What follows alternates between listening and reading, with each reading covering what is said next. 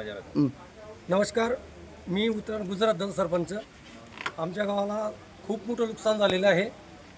जवळजवळ असं म्हणायला काही हरकत नाही की ढगफुटीसारखंच एक दृश्य होतं सकाळी। आणि एक विजय चव्हाण या व्यक्तीच्या घरावर वीजसुद्धा पडलेली आहे। बऱ्याचशा घरात पाणी साचलेलं आहे, बऱ्याचशा घरांचं नुकसान झालेलं आहे। 2-3 मोटरसायकल वाहून गेलेले आहेत। तर माझी शासनाला एक हात जोडून विनंती आहे की आमची खूप मोठं जास्त प्रमाणात नुकसान झालेलं आहे, तरी आम्हाला आमच्या नुकसान भरपाई मिळावी। आणि शेतकऱ्याचं पण खूप नुकसान झालेलं आहे, त्यांचे पंचनामे लवकरात आहे ही माझी शासनाला विनंती आहे।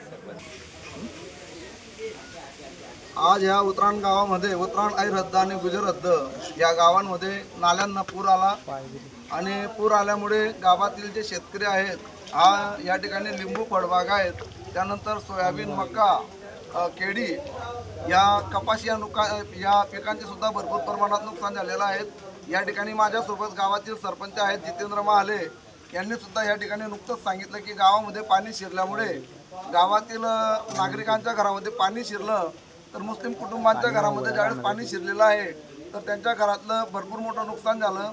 त्यानंतर गावातील विजय चव्हाण यांच्या घरावरती वीज कोसळली आणि वीज कोसळल्यामुळे त्यांच्या घरातील इलेक्ट्रिक उपकरणांचे सुद्धा मोठ्या प्रमाणात नुकसान झालेलं आहे।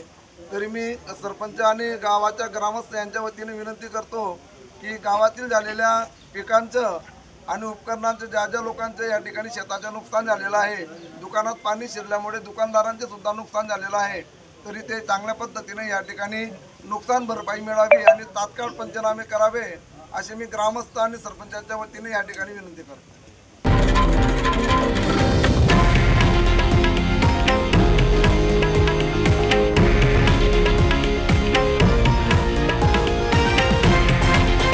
हे आहे देशातील नंबर 1 न्यूज नेटवर्क आणि आपण पाहत आहात TV9 मराठी, एकमेव।